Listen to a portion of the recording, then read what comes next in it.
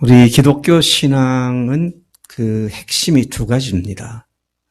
뭐냐, 복음과 교회입니다.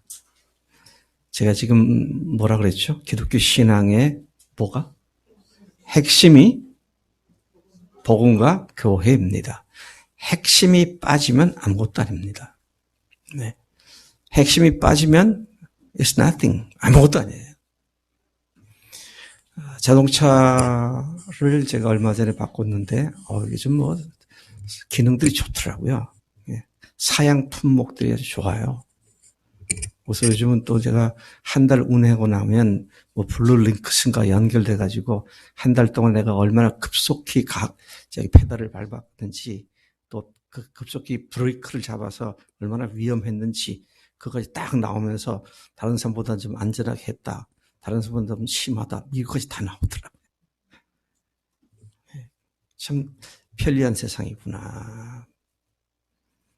또 지가 알아서 전기로 가다가 또 지가 알아서 또 휘발유로 가다가 그래가지고 휘발유 1리터당 평균 시속이 20km가 넘고 연비가 이거 이렇게 제가 그 차를 바꾼 이유가 연비 때문에 바꿨어요. 1km에 20km 가는 그런 차가 다 있구나. 좀 좋더라고요. 근데 그렇게 하이브리드로 연비 향상이 되고 또 블루링크스가 뭘 가르쳐 주고 또 핸드 브레이크를 채웠어도 그 가속만 하면 그대로 자동으로 풀리고 다 편리한 거죠. 그런데 그것들이 없어도 조금 불편하긴 하지만 차는 다닙니다. 그걸 이제 우리가 선택 사양 품목이라고 그러죠. 영어로는 옵션이라고 그러죠. 우리 삶에 있어서 필수적인 게 있는가 하면 그 필수적인 것을 좀 더 좋게 해주는 옵셔널한 것들이 많이 있습니다. 근데 옵션은 있으면 좋고 편리하고 없으면 좀 불편하고 그런 거지만 필수 부속품, 핵심은 그게 없으면 차가 움직일 수 없고 핵심이 빠지면 그 본질이 형성될 수 없는 겁니다. 자, 제가 이런 얘기를 하는 이유가 뭡니까? 기독교 신앙의 핵심이 복음과 교회라는 말씀입니다. 복음은 알겠는데 교회는 좀 거시기하다. 목사들은 교회 부흥시키려고 교회 한다. 그런 식으로 받는다면 그 사람에게 기독교 신앙의 교회는 핵심이 아닌 것이죠. 자, 그런 의미에서 둘 중에 하나라도 빠지면 그건 기독교의 본질적 신앙에서 벗어난 것이다. 그렇게 이야기를 할 수 있습니다. 복음은 있는데 교회가 없거나 교회는 있는데 복음이 없다면 그건 기독교 신앙이 아니다는 것입니다. 이 두 가지 핵심 요소들이 제대로 갖추어져야 건강한 기독교 신앙이 형성된다는 것입니다. 그런데 안타까운 것은 복음을 믿고 구원받았다고 하지만 두 번째 요소를 대수롭지 않게 여기는 그런 사람들이 있고 반대로 교회는 열심인데 정작 복음을 제대로 믿는가를 살펴보면 구멍투성이인 구멍이 숭숭 뚫린 복음의 본질이 다 걸러져 버린 그런 복음을 믿고 있는 사람들도 있는 것을 본다는 것이죠. 특히 두 번째 요소인 교회가 복음의 궁극적 목적입니다. 우리를 구원하신 목적이 주님의 건강한 교회를 세우기 위해서입니다. 라고 말하면 거부감을 갖는 사람들도 적지 않은 것을 또한 봅니다. 왜 이렇게 되는지 잘 모르겠어요. 아니, 핵심을 얘기하는데 핵심을 부가적인 것 정도로 여기고 옵셔널한 것 정도로 여기고 핵심을 핵심으로 여기지 않는 그런 믿음의 태도, 그런 태도가 왜 형성됐을까? 이제 그런 생각을 해보지 않을 수 없습니다. 누구도 잘 믿는다고 확신한다고 하지만 자세히 그 믿음의 내용을 구체적으로 살펴보면 기독교 신앙의 첫 번째 핵심인 복음조차도 많은 구멍이 뚫려 있음을 보고 구멍난 복음으로 마치 자기가 모든 구원의 조건을 다 알고 믿은 것처럼 착각하고 있는 그런 사람들이 너무도 많다는 것입니다. 여러분, 제가 여기 대전시 유성구 하기동이죠. 또 제가 사는 곳은 세종시입니다. 하기동과 세종시 일대에서 이렇게 몇 교회를 보고 이렇게 얘기를 하는 거라면 차라리 안전하겠어요. 다행이겠습니다. 그런데 하나님께서는 저를 신학교 교수로 지내면서 평생 전국의 목회자들과 전 세계 교회들과 목회자들을 대상으로 사역을 하게 만드셨고 지금도 계속 다니는 곳마다 그들이 믿고 있는 복음이 얼마나 많은 구멍이 나 있는 상태인가 하는 것을 볼 때마다 참 마음이 어떻게 내가 마음을 추스려야 할지 알지 못할 정도로 아프고 슬픈 마음을 갖게 되는 것이 사실입니다. 죄가 뭐냐? 예수님을 믿지 않는 것이 죄입니다. 그렇게 말하면 그 말이 무슨 말인지도 못 알아듣고 아니 제가 뭐 예수 믿지 않는 거 기독교가 그렇다면 불교는 부처 안 믿는 게 죄라 그럴 테고 뭐 마호메트 안 믿는 게 죄라 그럴 테고 각각 자기들의 종교를 믿지 않는 게 죄라 그런 것처럼 예수 믿지 않는 게 죄란 말이란 그건 뭐 의미도 없는 얘기 아니냐 그런 식으로 반응을 예수 믿지 않는 것이 죄라는 것이 얼마나 심각한 문제인지 전혀 들어본 적도 없이 그런 죄에 대한 얘기부터 벌써 문제가 발생하기 시작하고 또 예수님께서 십자가에서 우리를 위해 죽으셨습니다. 그리고 사흘 만에 부활하셨습니다.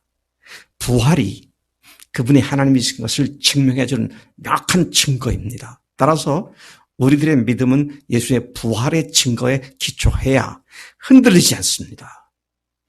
그래서 부활을 얘기하면 그러느냐고 내가 거기까지 잘 몰랐는데 도움됐다고 그러면 좋을 텐데 아니 뭐 그렇게 부활 안 믿는 사람 어디 있냐고 다 믿는데 부활하고 십자가는 어디다 팔아먹었느냐고 도대체 이런 반응이 왜 나옵니까?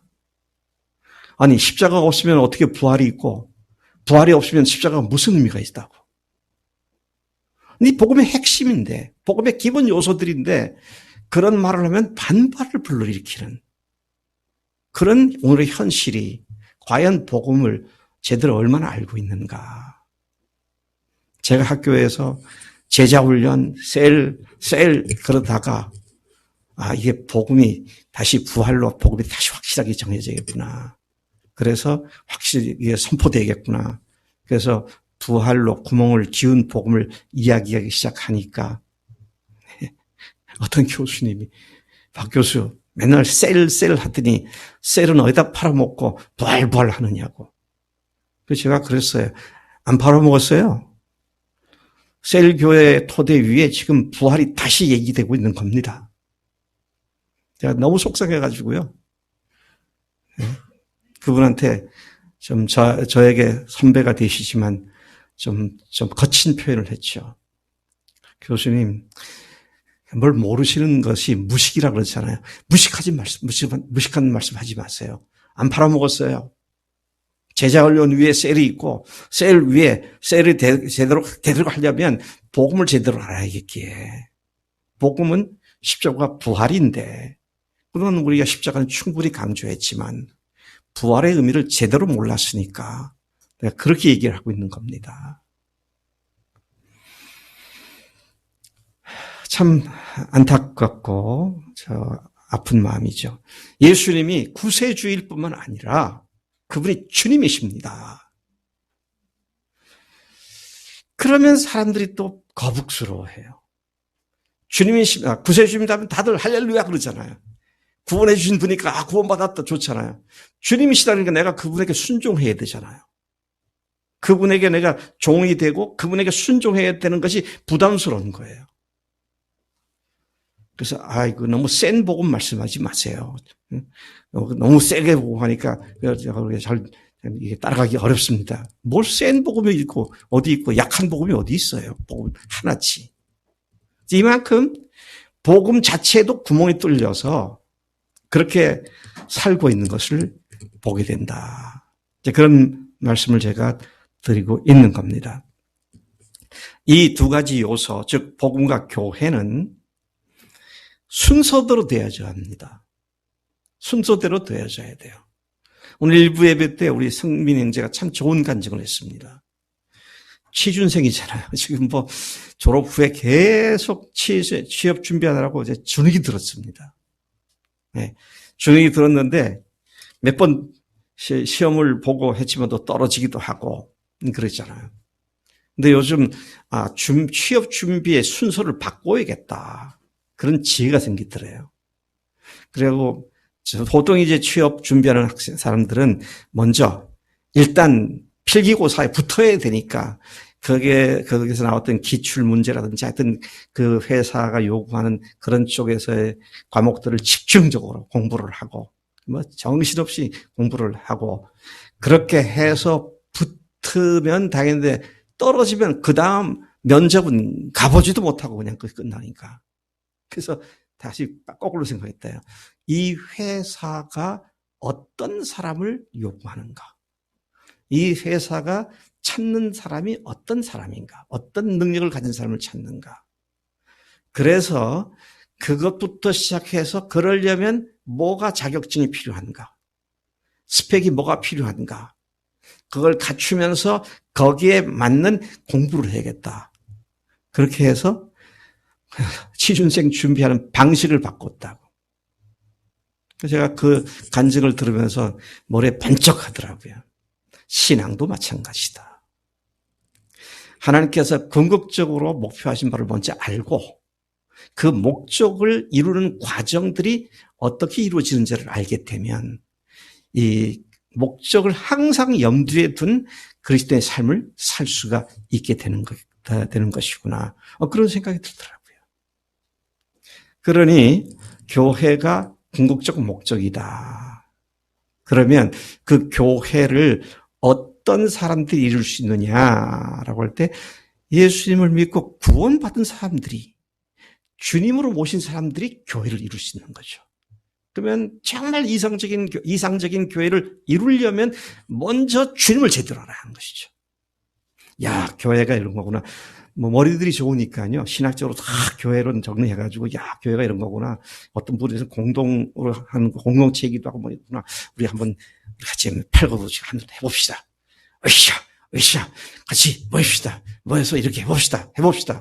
되나요? 안 되죠. 안 되는 이유를 말씀드릴게요. 왜냐하면 우리가 한다고 되는 게 아니에요.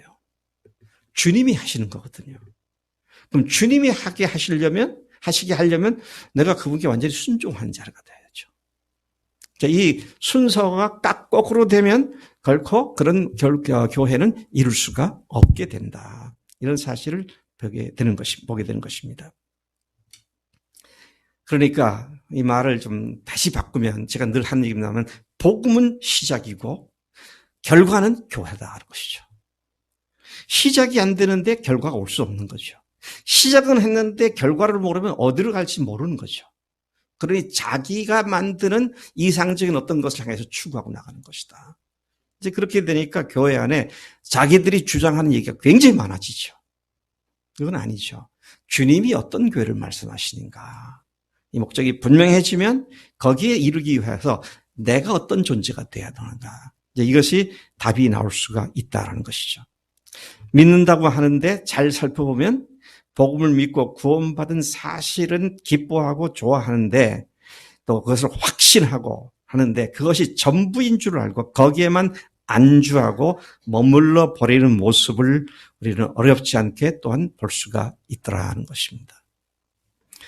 우리 이정인 목사님의 절친이셨던 우리 권혁봉 목사님이라는 분이 우리 학교에 조직 신학을 가르치셨습니다. 근데 그분이 지금 제가 말한 이 내용을 예화로 설명을 하는 걸 보고 상당히 도움이 됐어요. 물론 그건 가상의 이야기입니다. 실제 있는 건 아니었어요.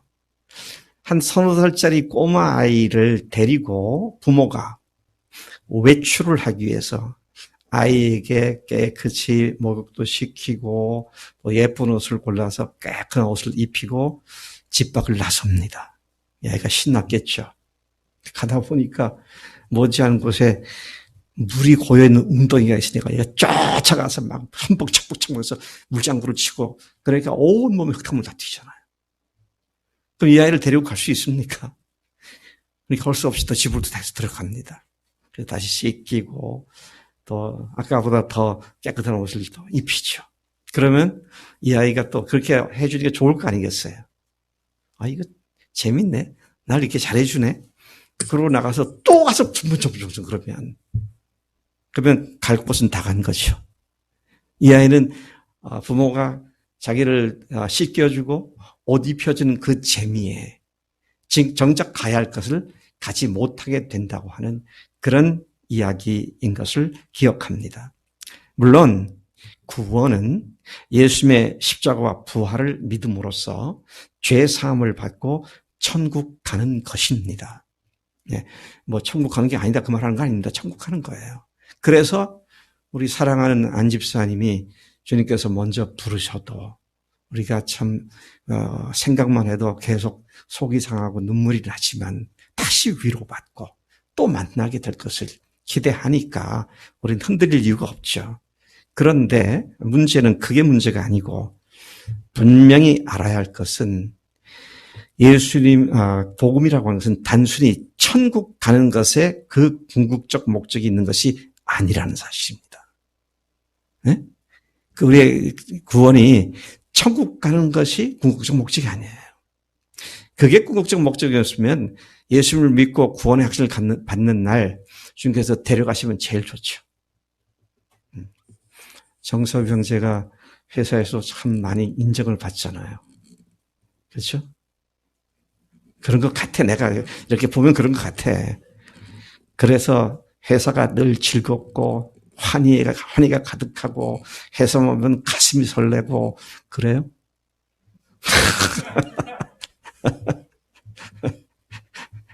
우리 동서인 우리 막내 사위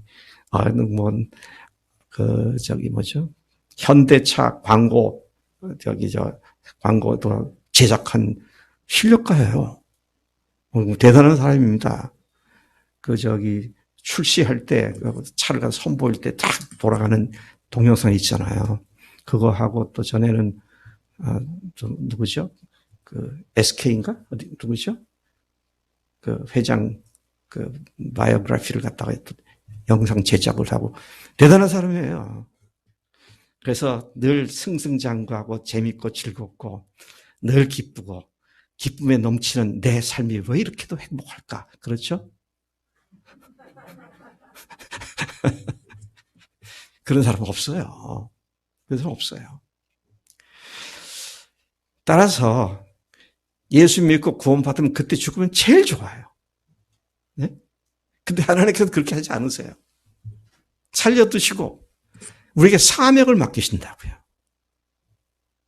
그런데 그 사명이 여러 가지 있으시면 궁극적으로는 주님의 건강한 교회를 세우는 일에 우리를 부르셨다는 사실을 우리가 분명히 알아야 할 줄로 믿습니다. 그런 점에서 구원은 시작점을 막 통과한 출발에 불과하며 교회의 완성이 그 궁극적인 목적이라는 것입니다. 구원은 출발이면 목적지는 건강한 교회다. 이게 여러분들 머릿속에 딱 공식으로 딱 박혀 있어야 합니다. 준비 땅 해서 출발선을 막 통과한 것이 복음으로 새로운 피조물이 된 것이라고 한다면 전력 질주에서 결승점을 통과하는 그것이 바로 교회를 건강한 교회를 세우는 일이다. 이런 말씀이 되는 것이죠. 예수님은 그분의 사역의 한복판에서 자신의 제자들에게 이런 시작과 끝을 한 문단에서 명확하게 제시해 주셨습니다. 예수님은 그분의 이러한 기독교 신앙의 시작과 끝을 한 문단으로 압축해서 말씀해 주신 것이 오늘 본문 말씀입니다. 이 본문 말씀은 웬만큼 기독교를 좀 아는 사람은 다 알고 있는 유용한 구절이죠. 베드로의 신앙 고백, 그리고 그 신앙 고백을 들은 뒤에 주님께서 속내를 비치시며 세상에 오신 궁극적 목적을 말씀하신 문단이기 때문에 기독교 신앙에 있어서 이 마태복음 16장을 빼버리고 믿는다는 것은 사실상 어불성설이다. 그렇게 얘기를 해야 합니다. 함께 짧은 시간이지만 이 본문 말씀을 파헤쳐 보면서 주님께서 목적한 이 두 가지 핵심의 타겟을 딱 삼고 맞추는 삶이 되도록 하나님께서 축복해 주시는 시간 되기를 간절히 소망합니다. 맨 먼저 우리가 살펴봐야 할 것은 예수님은 언제나 자신이 세상에 오신 궁극적 목적을 염두에 두고 그 초점에서 벗어난 적이 없으십니다. 세상에 오셔서 33년간 육체를 입고 세상에 사시는 동안에 왜 오셨으며 그 일을 이루기 위하여 어디에 집중해야 하는지를 분명히 알고 계셨어요. 어느 인간도 이런 사람은 없습니다. 처음부터 어려서부터 내가 왜 왔으며 무엇을 살아야 되고 내가 해야 할 일은 뭐다 아는 사람 아무도 없어요. 그런데 어쩌다 보니 이런 직업 갖게 됐고 어쩌다 보니 이런 일을 하게 되고 그런 것이 그걸 뭐 알파부터 오마까지 다 알아가지고 그 전체 스코프 속에서 내가 지금 여기 있고 그다음에 여기 가고 이렇게 생각하는 사람은 아무도 없습니다. 근데 주님은 하나님이시니까 아셨죠?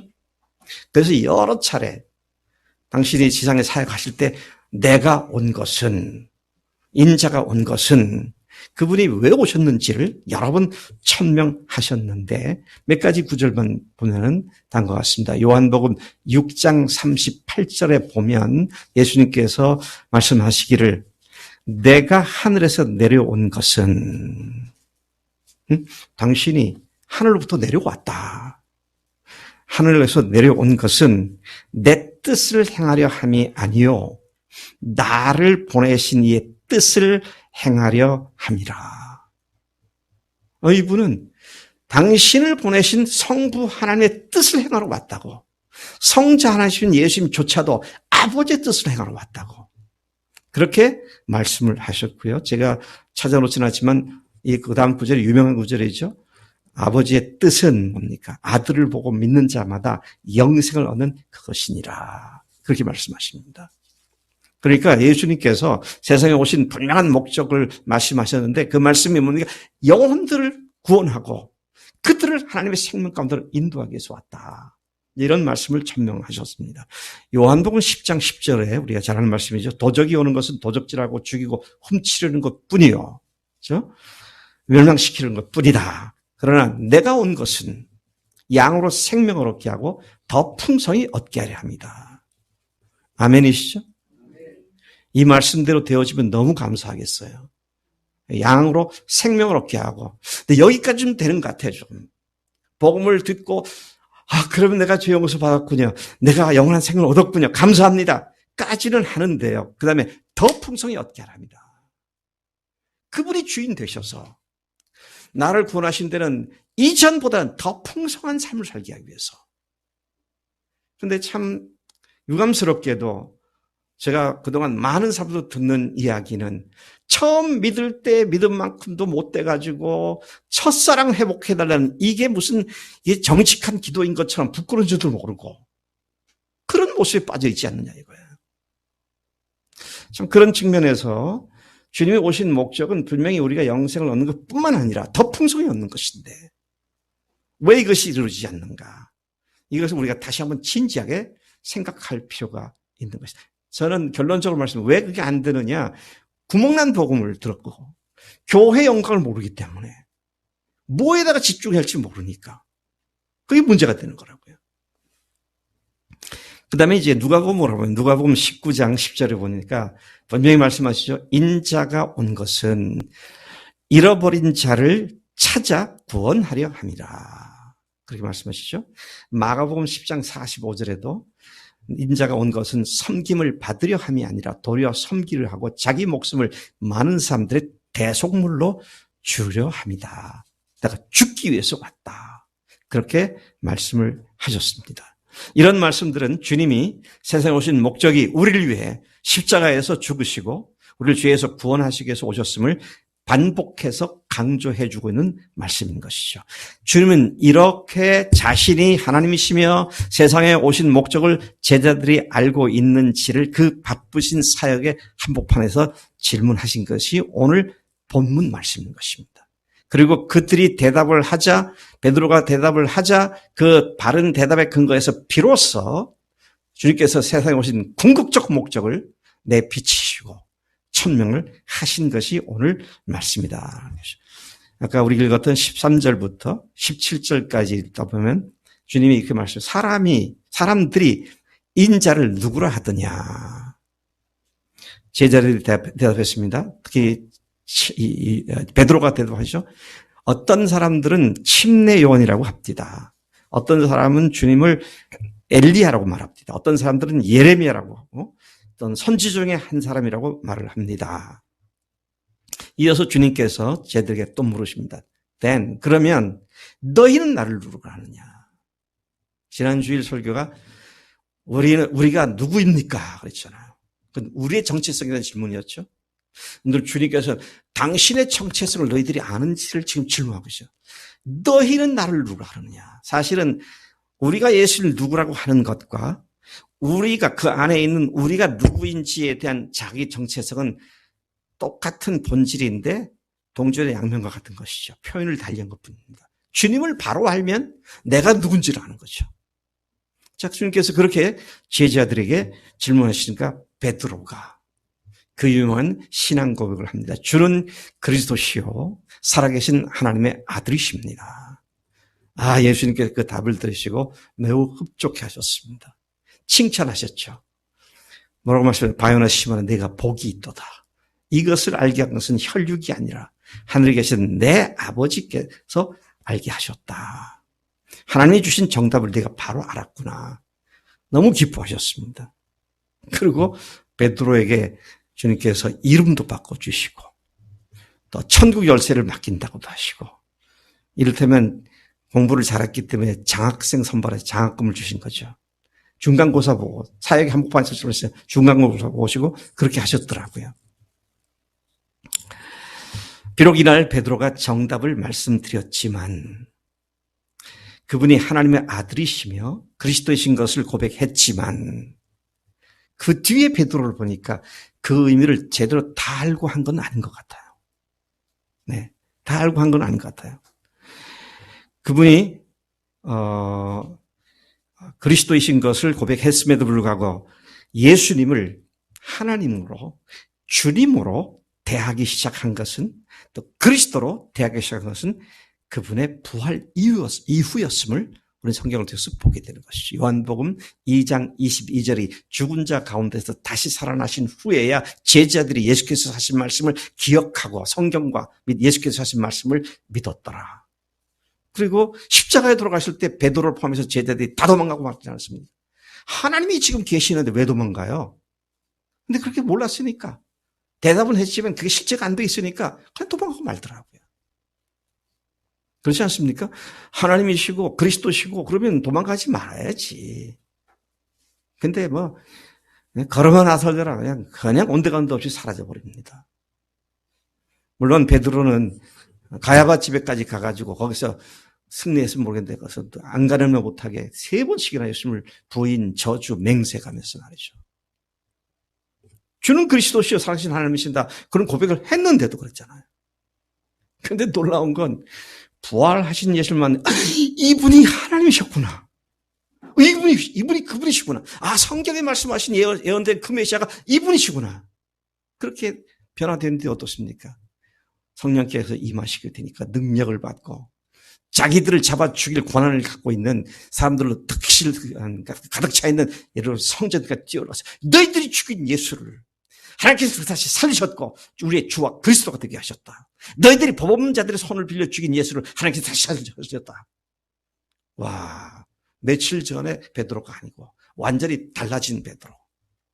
부활로 말미암아 예수님이 누구지 확증을 하고 나니까 그냥 목숨 걸고 외치는 그런 사람으로 변화된 것을 본다는 것이죠. 그리고 좀 우리가 영적으로 좀 업이 되면 아주 영적으로 충만해지면 그럴 수가 있어요. 근데 또 툭 쳐지면 또 실패하고 넘어지고 그렇게 될 수 있는데 그날 이후 부활하신 예수를 만난 이후 도마의 경우도 마찬가지고요. 더 이상 업앤다운이 아니라 롤러코스터를 타고 엎치락뒤치락 뒤틀리는 것이 아니라 그냥 주님의 나라까지 계속해서 상승하는 열차를 올라타고 복음을 선포하고 부활을 선포하는, 그리고 극기하는 전원, 예수님의 제자들 전원이 복음을 위해서 순교하는 자리에 들어가는 영원한 변화가 부활하신 예수를 만난 후 그들에게 발생했다는 사실을 우리는 신약 성경 전체를 통해서, 또 예수님이 부활 승천하시고 오순절 사건이 훨씬 지난 몇십 년 뒤에까지도 사도들의 그런 모습을 여전히 발견할 수 있음을 보게 된다라는 것이죠. 그렇게 그분의 부활은 제자들의 모든 것을 바꿔놓고 영원히 바꿔놨다.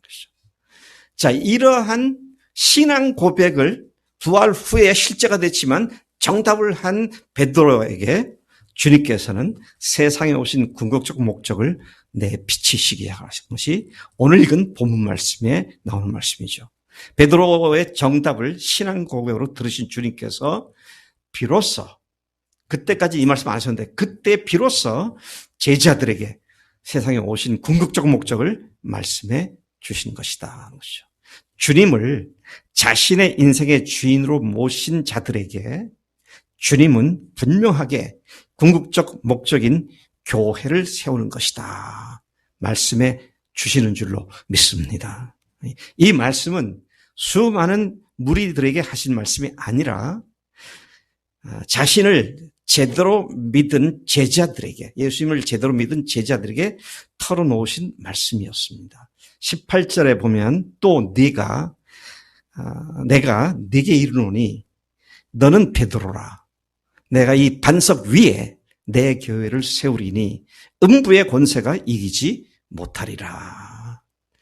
여기도 할 말이 많이 있습니다만은 음부의 권세는 사탄의 권세죠. 주님께서 한 번은 내가 온 것은 마귀의 일을 멸하게 하기 위해서 왔다, 그런 말씀하셨는데 마귀의 권세를 영원히 괴멸시켜 버리시는, 그리고 하나님의 나라가 온전하게 임하는 그런 아주 우주적인 하나님의 의미를 담고 있는 말이 그냥 여기서는 단순하게 음부의 권세라고 표현하고 있습니다만, 자, 이것들이 이기지 못하는 내 교회를 세울 것이다, 그렇게 말씀하셨습니다. 이 반석 위에 내 교회를 세우리라. 주어가 누굽니까? 내가입니다. 내가 이 반석 위에 내 교회를 세울 것이다. 그러니까 우리가 주님의 뜻을 알았으면 어떻게 합니까? 그분의 뜻에 동참하는 동력자가 되지만 우리를 사용하셔서 교회가 온전한 교회가 되게 하시는 분은 주님이시다 하는 것이죠. 그러니까 우리는 그냥 건축주가 되시고 감독자가 되시는 예수님께서 하라신 대로 하면 되는 거예요. 네? 너무 부담이 없어요. 쉬워요. 주님께서 내 주님이 되신 것이 분명하고 주님께서 하라신 대로만 순종하면 주님께서 이렇게 하시네. 네. 우리 아까 고은비 자매가 여기 이사 오고 싶어서 우리 교회 온 지 지난 6월 달에 처음 왔었지. 지금까지 5개월 동안 계속 5개월 이상 대전에 왔으면 좋겠다. 대전에 왔으면 좋겠다. 근데 이번 주에, 지난주에 주님께서 움직이시니까 그게 되는 거지. 그것처럼, 그것 이상으로 교회가 교회다워지는 것은 주님이 직접 하시는 일이다. 그럼 우리는 그분께서 하시는 대로 순종하면 되는 존재들이다. 이 사실을 분명하게 마음속에 기억하고 또 새겨놔야 한다는 것이죠. 참으로 주님은 그날 엄청난 비밀을 털어놓으신 것입니다. 내 교회를 세우리라는 말씀을 전에 한 적이 없으세요. 구약에서도 교회에 대한 언급이 없었습니다. 그런데 주님께서 처음으로 교회를 세우시겠다고 말씀을 하신 것이 바로 이 장면이죠. 19절에 보니까 내가 천국 열쇠를, 죄송합니다. 거기 가기 전에 이 훗날 사도가 된, 예수님의 사도가 된 베드로가, 누굽니까? 바울이 일생을 복음과 교회를 위해 살았는데 그가 쓴 에베소서에 보면 뭐라고 말합니까? 교회를 이끌어서 창세 전부터 하나님께서 예정하시고 택하신 교회. 교회를 창세 전부터 하나님께서 디자인하셨고 의도하셨고 예정하셨다. 그리스도 예수 안에서 우리를 그렇게 예정하셨다.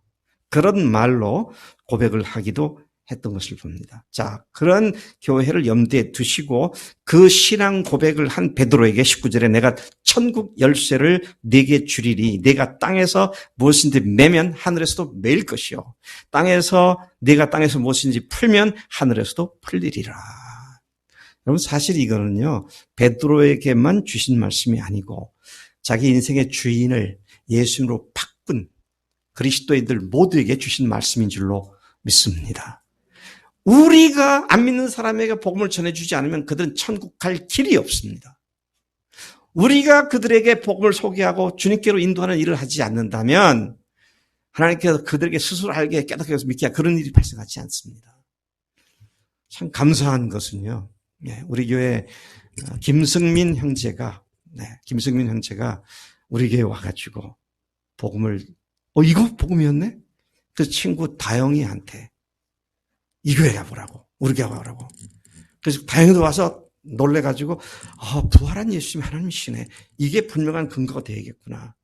그래서 어떻게 했습니까?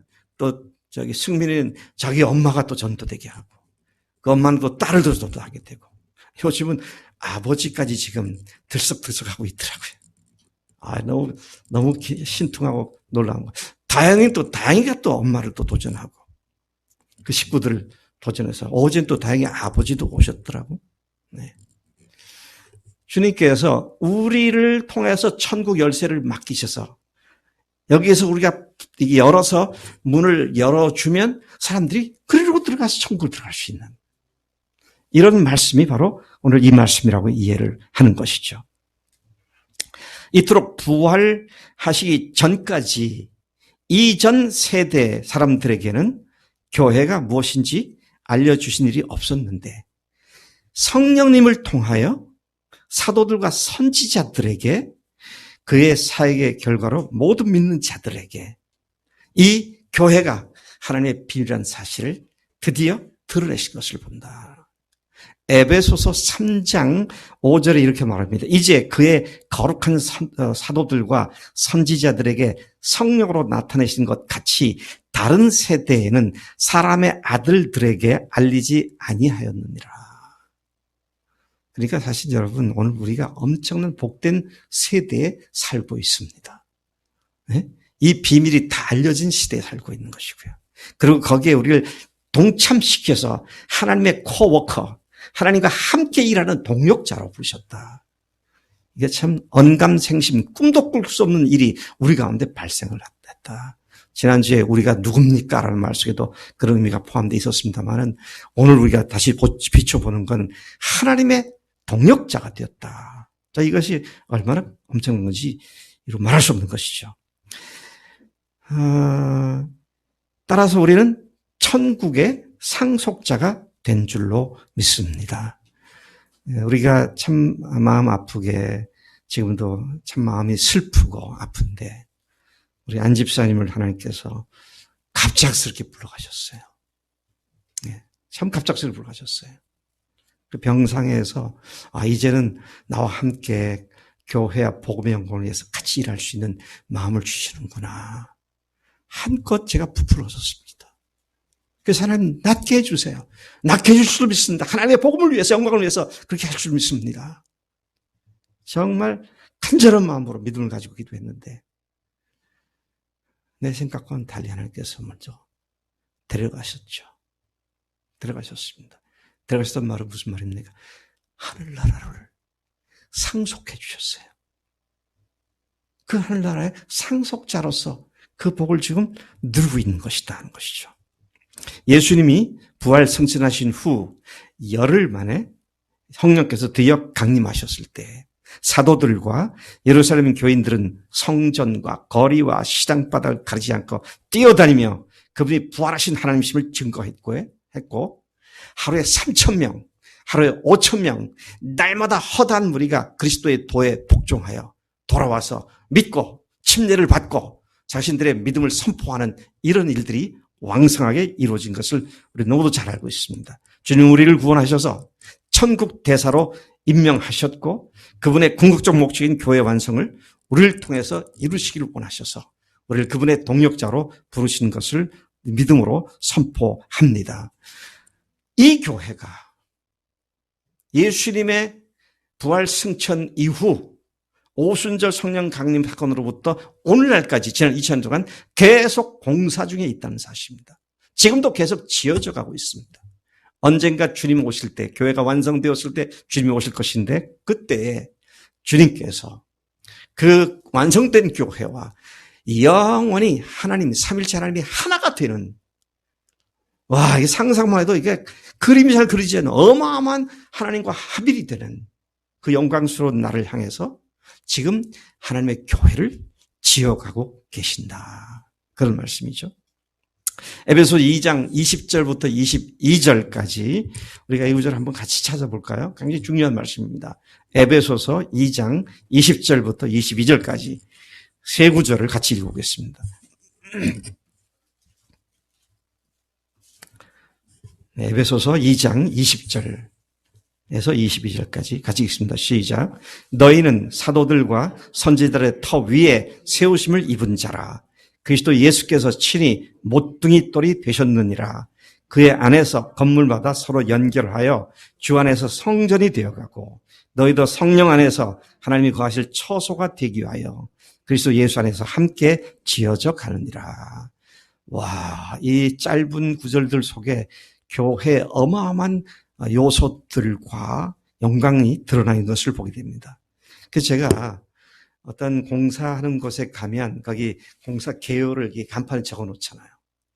그죠? 그게 이제 공사 개요를 적어 놓는데 이 구절에서 성전, 그러니까 하나님의 교회 공사 계획 광고판을 하나 제작을 해 보았습니다. 네. 자, 여기 이제 이렇게 저 광고판에 들어갈 문구를 제작해 봤는데요.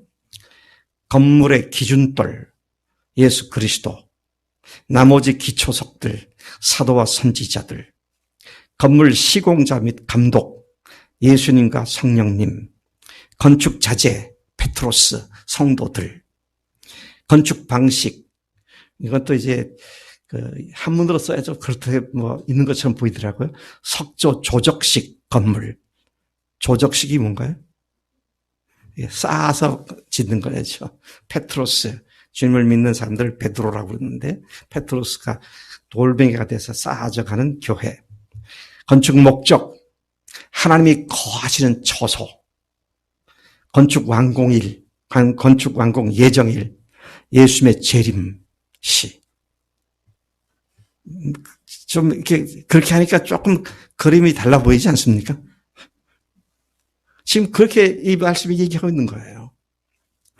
교회는 구성원들인 교인들이 죽으시고 부활하신 예수님을 믿는 그 복음의 신앙 안에서 하나가 되어 서로 연결하여 성전으로 함께 지어져 가고 있습니다. 구원받는 것도 어떤 한 사람이 전도하여 그 사람에 의해서만 구원받는 것이 아니라 온 교회가 함께 한 영혼을 구원하는 것처럼 교회도 혼자 할 수 있는 일이 아니라 함께 세우는 일이 바로 교회를 세우는 일이다. 여러분, 그래서 앞으로 이런 실수를 하지 않길 바랍니다. 열심히 전도해서 한 사람이 교회에 들어와서 예수를 믿게 되면 내가 전도했다. 그렇게 생각하지 마세요. 나를 통해서 우리 교회에 연결시켰지만 그 사람을 위해서 전에가 누군가가 기도한 사람이 있었을 것이고 또 들어올 때는 우리 교회 올 때는 우리 교회가 함께 계속 기도한 것이고 그래서 내가 아는 사람을 하나님께 붙여줘서 인도한 것 뿐이지 내가 전도했다. 이게 얼마나 위험한 일인지 몰라요. 그래서 내가 아니면 너희들은 잘못된 거야. 이렇게 되기 쉽죠. 주님이 교회를 통해서 주님이 하셨습니다. 그것이 마땅한 태도인 줄로 믿습니다. 네. 그와 마찬가지 교회가 세워지는 것이 어떤 한두 사람의 헌신에서 되는 것이 아니라 온 교회가 함께 여기 뭐라고 그랬습니까? 서로 연결하고 함께 헤어져 간다고 그랬습니다. 이건 하나의 유기체로서 하나의 생명체로서 전체가 한 목적을 해서 같이 같이 가는 그런 가운데 교회가 세워지는 것이다. 그렇게 말씀을 하시죠. 건축 시공자와 감독은 예수님과 성령님이시기 때문에 우리는 시공자와 감독자가 지시하는 대로 순종을 하면 문제가 없어요. 근데 건축을 할 때요, 시공자나 감독자가 이렇게 하라고 했는데 자기 생각이 이게 더 좋겠다 해서 하게 되면 그 결과에 대해서 감독자는 뭐라 그러죠? 와, 나보다 더 잘 만들었네요. 그럽니까? 뭐라 그럴 것 같습니까? 이거 다 뜯어버려. 그렇죠? 기껏 다 뜯어버리라는 거잖아요.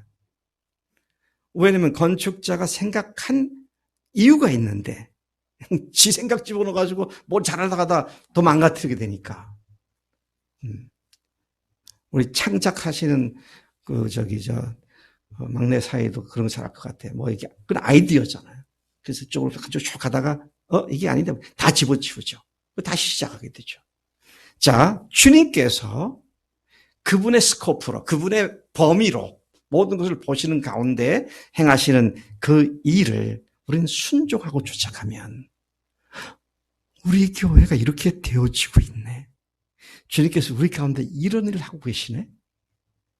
이렇게 감탄하고 감사하고 주 앞에 엎드릴 수 있게 된다라는 사실을 여기서 보게 되는 것이죠.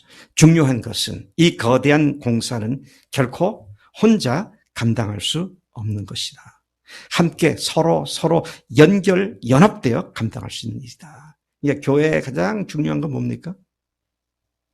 서로 복음 안에서 관계성을 맺는 겁니다. 이 관계성이 하나님의 역사하시는 장소가 되는 거죠. 공동체가 주님이 교회에 계신다 그랬는데 교회 어디 계시느냐? 우리에게 3층에 있는 컴퓨터에 계시느냐? 강대상 밑에 계시느냐? 아니죠? 어디 계세요? 우리가 서로 관계 맺는 관계성 속에 주님이 거하셔서 그 속에 주님께서 일을 하시게 되는 것이다. 교회가 어떤 것이라고요? 하나님이 거하실 처소로 지어져 가고 있다. 그렇게 말씀하십니다. 그분이 교회 안에 계심을 모든 교인들은 물론이고 주변 신자들, 불신자들까지도 볼 수 있는 교회로 세워지는 것이 건강한 교회로 세워지는 궁극적 목적이 될 수 있다는 것입니다. 교회는 주님이 재림하실 때 완공되어진다. 그렇게 말했습니다. 교회가 완성될 때 주님이 재림하신다. 교회는 지금도 건강하고 아름다운 교회로 지어져 가고 있으며 우리가 그 공사의 한 부분을 담당한 일꾼이며 주님의 기쁨 교회가 그 한 부분을 담당하고 있는 그런 역할을 감당하는 교회다라는 사실을 우리가 주목해 봐야 합니다. 이제 교회가 하나 되어 연합돼서 함께 그랬는데요. 이 교회의 어마어마한 비밀 중에 하나가 뭐냐면 우리가 하나가 되는데 궁극적으로는 삼위일체 하나님과 하나가 되는 거예요. 저는 이거 생각하면 가슴이 막 떨려요. 나 같은 존재가 하나님의 교회가 되어서 그 교회가 삼위일체 하나님의 완전한 사랑의 관계성 속에 우리로 들어갈 수 있다고 하는. 이게 그래서 요한계시록에는 그렇게 교회가 하나님과 완전히 하나 되는 것을 신랑 되시는 예수님과 신부 되는 교회가 예수님과 혼인잔치를 하게 된다. 그렇게 표현하기도 합니다. 이게 얼마나 기대가 되고 가슴 떨리는 일인지 이루말 수가 없는 것이죠. 하나님이 거하실 처소로 지어져가는 교회는 우리의 상성을 초월하는 중요한 의미를 가지고 있습니다. 하나님이 거하실 처소가 뭡니까? 우리는 예수님과 하나님과의 관계에서 그 의미를 엿볼 수 있습니다. 하나님이 거하시는 처소가 뭐냐? 예수님과 하나님이 관계 맺은 방식을 예수님께서 그것도 이렇게 펼쳐 놓으셨더라고요. 이렇게 되는 거구나. 그걸 알 수 있게 하셨더라고요. 그것이 요한복음 13장부터 17장까지에 나와 있는 말씀입니다. 여러분, 우리 교회에서 오랫동안 신앙생활 하신 분들은 이제 제가 수양회 때도 얘기하고 해서 대충 아시겠습니다. 다시 상기시켜 드리면 요한복음의 기록은 예수님의 출생부터 부활 승천까지입니다. 3년, 그러니까 33년생에 기록되어 있어요. 21장에 걸쳐서. 그런데 이상하리만큼 우리가 주목을 해야 하는 것은 그 21장 중에 5장, 그러니까 대충 얘기하면 4분의 1의 분량이 예수님께서 마지막 날 밤 마가 다락방에서 제자들과 함께 유월절 만찬을 하실 때에 가르치신 말씀이 요한복음 전체의 내용의 4분의 1을 차지하고 있습니다. 근데 그 내용을 보면 내가 곧 떠나가는데 너희들이 이제는 하나의 몸을 이루게 된다. 너희들이 서로 사랑하는 하나님의 교회가 될 것이다. 그리고 그 일을 위해 성령께서 오실 것이다. 그분이 너희들을 가르치고 일깨울 것이다. 그렇게 말씀을 하시고 17장에서 아버지 하나님과의 사랑 깊은 기도를 하시는데 아버지여, 내가 아버지 안에, 아버지가 내 안에 있는 것 같이 저희들도 다 하나가 되어 우리 안에 있게 하사. 여기서 우리는 삼일체 하나님입니다. 아버지와 아들과 성령의 언급은 거기는 안 나와 있지만 앞에 14, 15, 16장에서는 성령 언급 계속 나왔으니까요.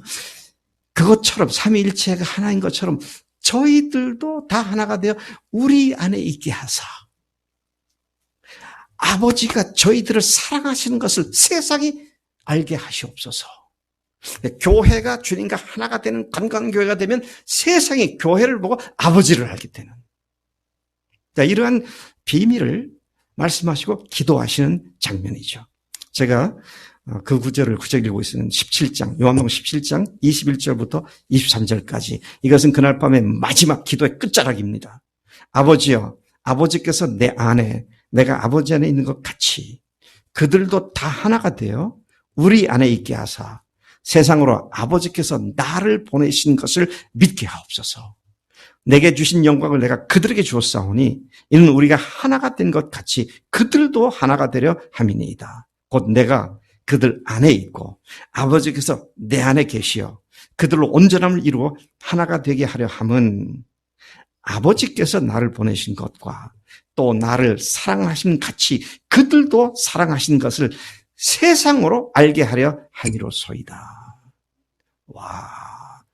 주님의 그날 저녁에 간절한 하나님께 대한 기도는 삼일체 하나님이 완전히 하나가 된 그 사랑의 본질인 것처럼 저희들도 그 사랑 안에 들어옴으로 말미암아 저희들이 살고 있는 세상에서 저들을 보고 아버지께서 얼마나 교회를 사랑하신지를 알게 해달라고. 그러니까 제가 오늘 설교 모두에서 말씀드린 것처럼 나 한 사람 구원받고 천국 간다. 이게 아니에요. 이게 끝나는 게 아닙니다. 그건 시작이고요. 이 어마어마한 하나님의 창조의 계획이 이 교회 속에 스며 있고 녹아져 있다라는 것을 우리가 주목하게 되는 것입니다. 한마디로 말하자면 아버지와 아들과 성령이 하나가 되어 삼위일체 하나님으로서 그 긴밀하고 친밀한 사랑을 나누듯이 예수님을 주님으로 믿은 교회가 삼위일체와 하나가 되어 영원히 하나님과의 사랑 관계 속에 들어오게 해주실 것을 믿음으로 간구하신 기도였다. 하나님과 하나가 된 교회, 삼위일체 하나님의 교회 안에, 교회가 그분 안에 들어가 하나가 된 교회, 바로 그것에 하나님의 영광이 임재하고 그 영광을 안 믿는 사람들도 볼 수 있게 되는 그런 아름다운 교회, 건강한 교회가 된다는 것이죠. 여러분, 오늘 교회가 안 믿는 사람들로부터 와, 교회를 보니까 하나님 계신가 보다.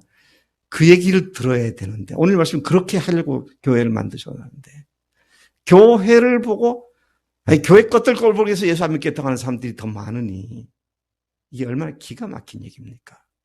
네? 이건 맨날 한탄하고 넋두리 할 문제가 아닙니다. 정말로 예수님을 주님으로 모시고 부활의 확실한 증거를 가지고 믿음에 딱 서서 하나님의 자녀가 되었음을 선포하고 우리 지난주에 봤던 우리가 누구인가에 대한 자기 정체성을 딱 장착하고 나가서 주님 앞에 살 때에 놀라운 간증들이 생겨나고 주님 역사하는 일들이 계속 일어나는 줄로 믿습니다. 네. 이제 말을 마칩니다. 우리는 하늘 가족 공동체입니다. 공동체를 떠나서는 우리가 스스로 영적으로 살 수 없는 존재들입니다. 우리의 하나됨은 서로를 가장 귀한 존재로 알고 믿고 사랑하게 하는 근본이 됩니다. 하나 되면 그런 사랑이 근본이 되는 것이다. 왜 하나님이신 예수님이 세상에 오셨습니까? 왜 하나님이신 그분이 우리 죄를 위해 십자가에 죽으셨습니까? 그분이 부활하심은 그분이 하나님 세상에 오셨고 하나님께서 우리의 죄를 사하셨음을 증명해주는 결정적 사건이었기 때문에 우리 부활의 증거를 확고히 붙잡고 성령으로 확증을 받은 하늘 가족들입니다. 하늘 가족들을 하나님께서 우리에게 주셨기에 결코 외롭지 않고 결코 혼자 싸우는 영적 싸움이 아니고 함께 싸우는 싸움이기에 승리가 우리 확실히 보장되어 있는 줄로 믿습니다. 우리 교회 청년들 보면 너무 감사해요. 또 우리 교회 교인들 보면 목장에서 또 셀에서 마디에서 이루어지는 일들 보면 너무 감사합니다. 이런 간증까지 나오는구나. 이런 일이 이루어지고 있구나. 예. 오늘 주님께서 복음의 궁극적 목적은 내가 단순히 구원받는 것이 아니라 그것으로 끝나는 것이 아니라 하나님의 교회를 세우는 데 있다. 어떤 교회냐? 딱 네 마디로 말하면 건강한 교회. 건강한 교회. 5마디가 되네. 건강한 교회. Healthy church. 건강한 교회. 교회를 보면 주님이 살아 역사하신 것을 보여지는 교회. 우리 교회를 그렇게 되게 하시도록 18년 전에 세우셨고 지금 계속 되어져 가는 과정에 있고 또 이번에 안 집사님의 소천을 통해서 획기적인 변화의 또 다른 분기점에 우리를 서게 하신 줄로 믿습니다. 하나님께서 부르신 목적대로 기독교 신앙의 핵심 2가지를 놓치지 않고 온전히 이루는 우리 생애가 되어서 다만 이 세상에서 말아 하늘나라의 영광, 하늘나라까지 영광스러운 하나님의 자리에 올라가 하나님의 승리를 함께 누리는 우리가 될 것을 축복합니다.